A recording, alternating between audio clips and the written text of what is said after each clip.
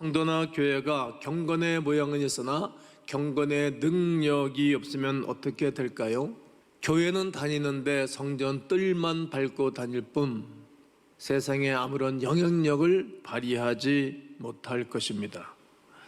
세상을 다스리는 것이 아니라 세상의 포로가 되고 말 것입니다. 바벨론 포로기 이전에 이스라엘의 상태는 어떠했습니까?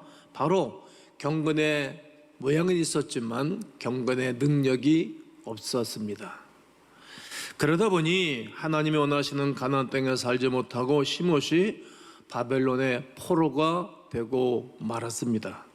하나님은 경건 생활의 모델이 되는 다니엘을 통해서 세상 속에 크리스천의 삶이 어떠해야 되는지 모델로 가르쳐주고 계십니다.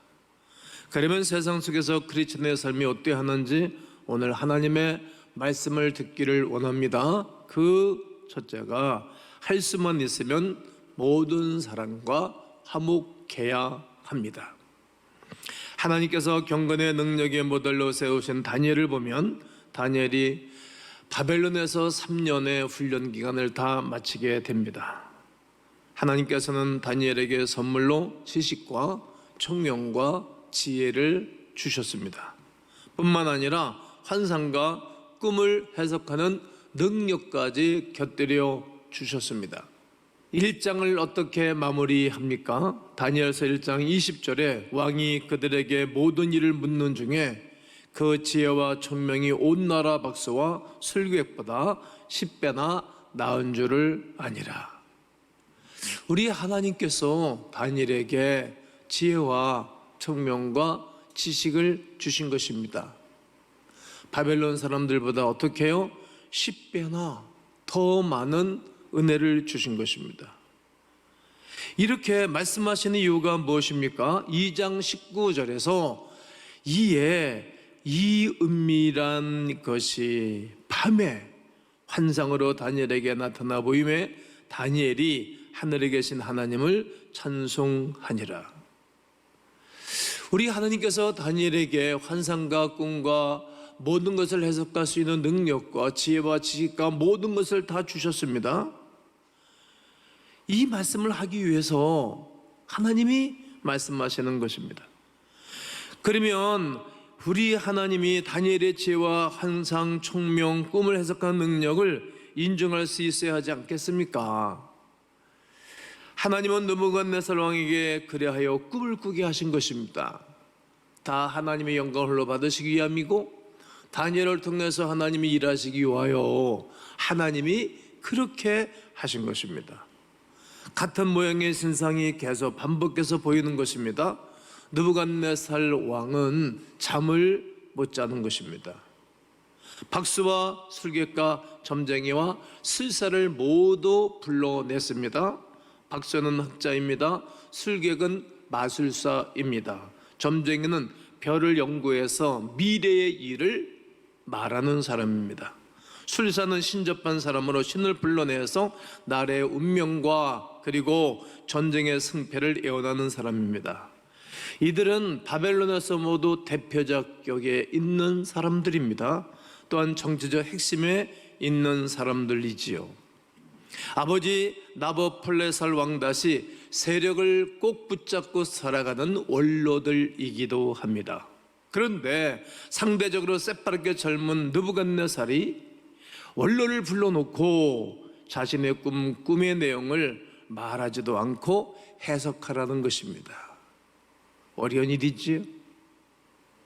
오늘 2장 5절과 6절을 보면 왕이 갈대아인들에게 대답하여 이르되 내가 명령을 내렸나니 너희가 만일 꿈과 그 해석을 내게 알게 하지 아니하면 너희 몸을 쪼갤 것이며 너희의 집을 거름더미로 만들 것이요 너희가 만일 꿈과 그 해석을 보이면 너희가 선물과 상과 큰 영광을 내게서 얻으리라. 그런즉 꿈과 그 해석을 내게 보이라 하니 꿈과 환상을 해석을 하면 너희들에게 금전적인 큰 보상을 줄 것이고 해석하지 못하면 너희 몸을 쪼갤 것이다. 죽이겠다는 겁니다. 그럼 너희들 집안을 완전히 초토화시키겠다라고 왕이 명령을 내리는 것입니다. 그런데 아무도 이 꿈을 해석해내지를 못합니다. 왜요? 하나님이 하시는 일이니까 말이죠. 그러면서 변명하기를 2장 11절에 왕께서 물으신 것은 어려운 일이라, 어렵다는 겁니다. 육체와 함께 살지 않은 신들 외에는 왕 앞에 그것을 보일 자가 없나이다 한지라. 인간의 능력을 초월하는 일이었기 때문에 어떤 인간도 그것을 해석할 수 있는 사람이 없는 것입니다. 바벨론의 신들은 인간의 형상이나 동물의 형상을 가진 육체에 속한 신이기 때문에 그들의 능력으로는 도저히 왕의 꿈을 해석할 수 없다는 이야기입니다. 방법은 오직 바벨론보다 더 위대한 신만이 왕의 꿈을 해석할 수 있습니다. 이렇게 보고를 하는 것입니다. 이로 인하여 왕이 진노하여 다 죽이라고 명령을 내립니다. 여기에는 다니엘과 그 세 친구들까지 포함될까요? 네, 다 포함되는 것입니다. 다만 아직 나이가 어리고 하급 관리직에 있기 때문에 순서가 저 한참 뒤쪽에 있을 것뿐입니다. 꼼짝없이 죽게 되었습니다. 그래서 왕의 근위대장 아리옥이 바벨론의 지혜자들을 죽이러 나갑니다. 지혜자들은 자신의 목숨을 부지하기 위해서 숨고 다 도망가는 상황이 벌어졌습니다. 하지만 다니엘은 제발로 아리옥에 나아가 가혹한 형벌이 나온 진위가 무엇인지 직접 물어보는 것입니다. 도전적이지 않습니까? 해보는 것입니다.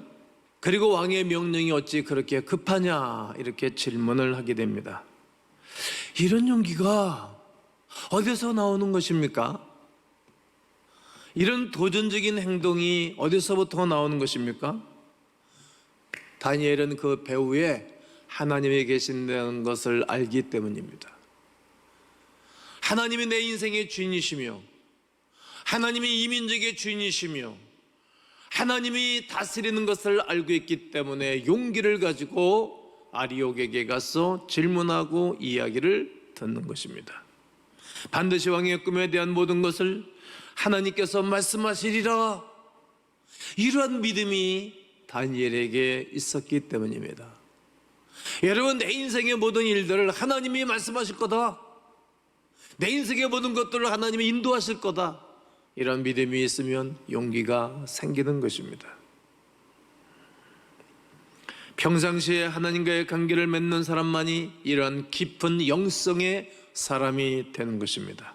아리옥은 다니엘의 이야기를 듣고 죽이지 않습니다. 다니엘의 평소 덕과 인품을 인정해 줬기 때문입니다. 평상시에 그를 좋게 본 것입니다. 모든 사람과 더불어 화목하게 이 땅을 살아가는 것을 아리옥은 보았기 때문입니다. 평소에 덕과 인품을 인정받았습니다. 신앙을 지키기 위해 꼭 세상과 적대적 관계를 만드는 것이 아닙니다.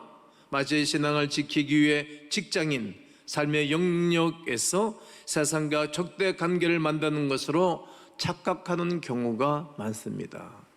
그리하면 어렵습니다. 세상을 향한 예수님의 가르침이 무엇입니까? 너희가 할 수만 있다면 모든 사람과 더불어 화평하라고 말씀합니다. 다니엘은 모든 말에 항상 온유함으로 사람들을 대하였습니다. 그러면 우리가 세상 속에서 크리스찬으로서 어떻게 살아가야 하는 것입니까? 할 수만 있다면 모든 사람과 더불어 화평하셔야 합니다. 성경은 로마서 12장 18절에 할 수 있거든 너희로서는 모든 사람과 더불어 화목하라. 한번 따라해 보실까요? 주여, 모든 사람과 더불어 화평하게 하옵소서. 이렇게 외치며 살기를 주의 이름으로 축복합니다. 또 세상 속에서 크리스찬의 삶은 어떠해야 하는 것입니까? 위기 속에서 하나님의 지시를 찾아야 합니다. 다니엘은 위기 속에서 하나님의 지시를 찾는 영성이 있었습니다. 어떻게 할 수 있습니까? 다니엘은 그 동료들과 함께 기도하는 쪽을 선택합니다.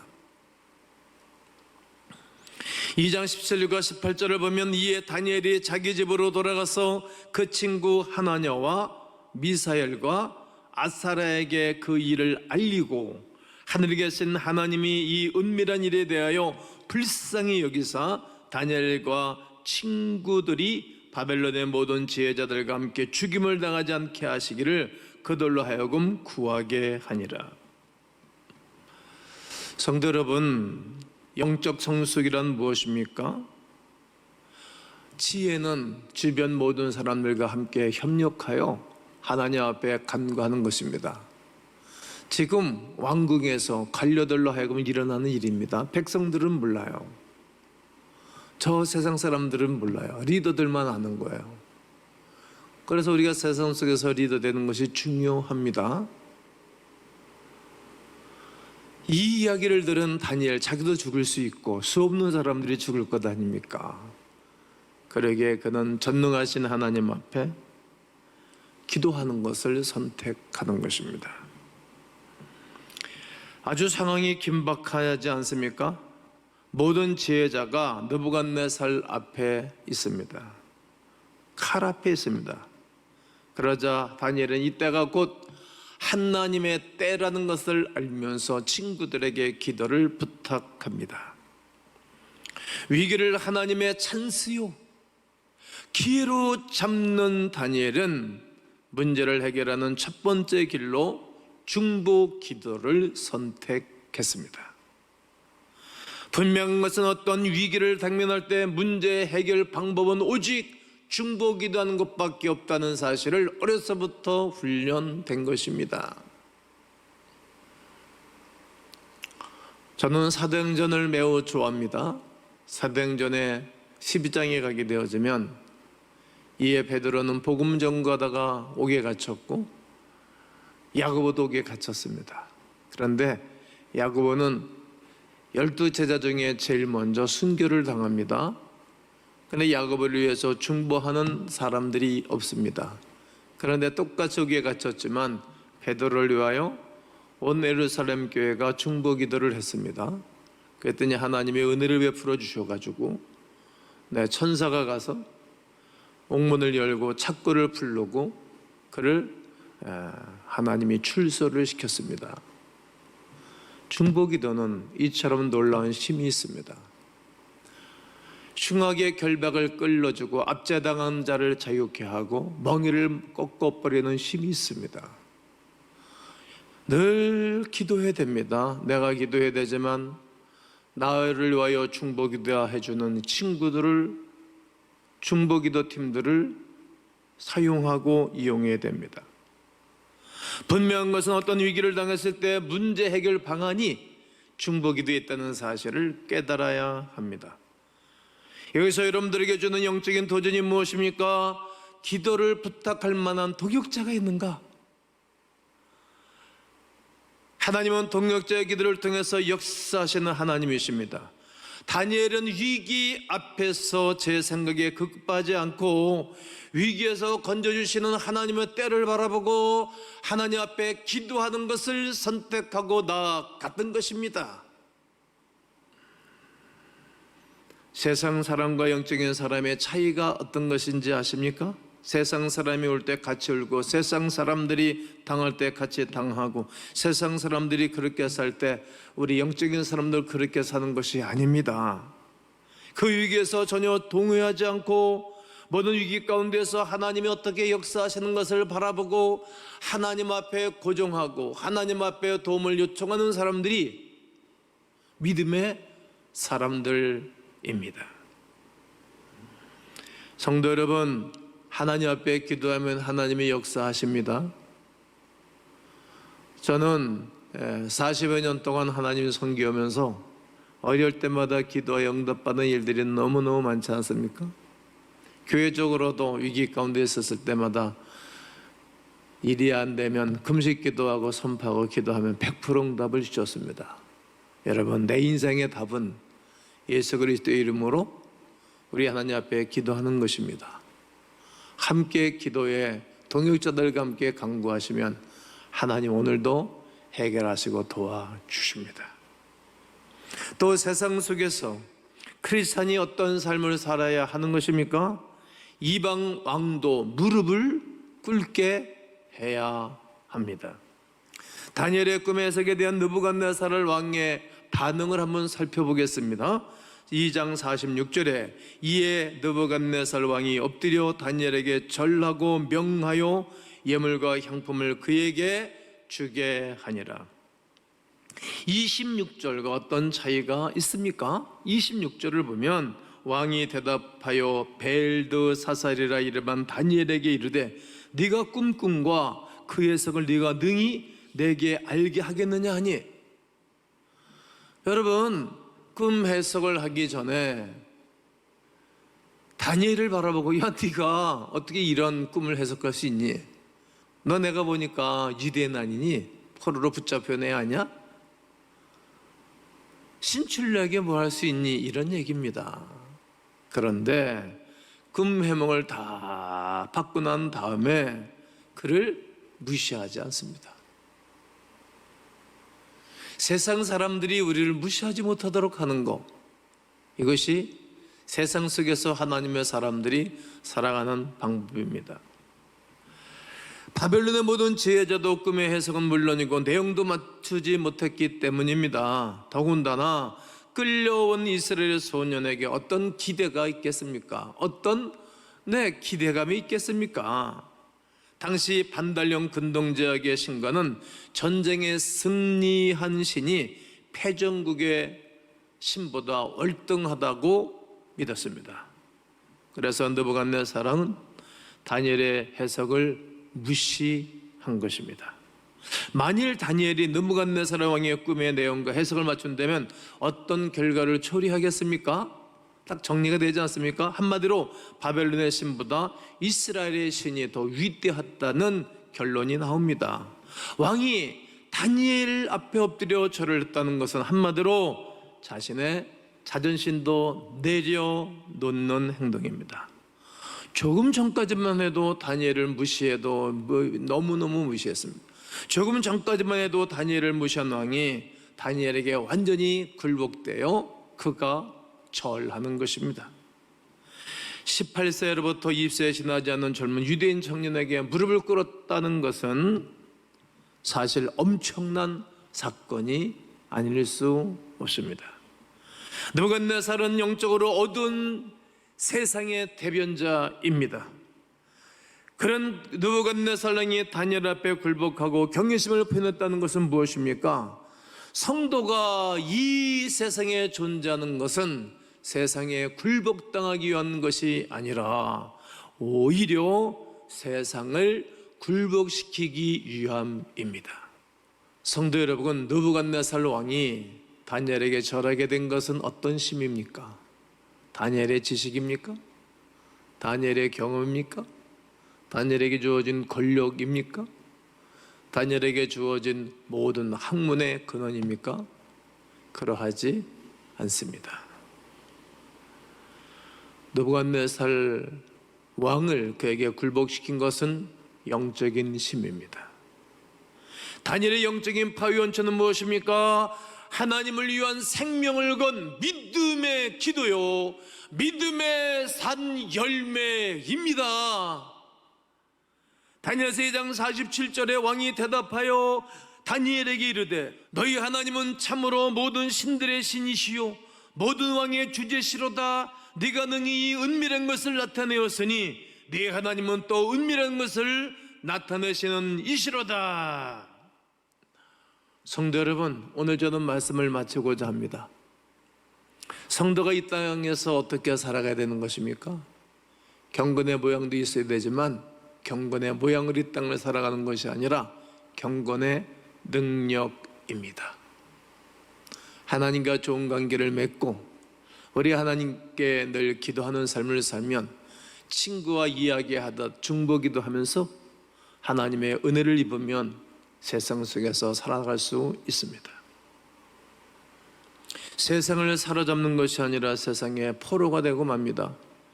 경건의 능력을 잃어버리면 포로로 살아갈 수 없잖아요. 실패자로 살아갈 수 없지 않습니까? 약한 자로 살아갈 수 없습니까? 성도가 세상 속에서 어떻게 살아야 되는 것입니까? 할 수만 있다면 모든 사람과 화평해야 합니다. 그러면 길이 있습니다. 위기 속에서 하나님의 지시를 찾아야 됩니다. 위기는 평생도록 살면서 여러 번 찾아옵니다. 그때마다 하나님 앞에 기도하며 하나님의 지시를 받으셔야 됩니다. 기도하시면 반드시 말씀해 주십니다. 이방망도 무릎을 꿇도록 해야 되는 것입니다. 성경은 우리에게 이렇게 말합니다. 원수의 목전에 내서 상을 차려주시고, 다윗의 고백이 아니겠습니까?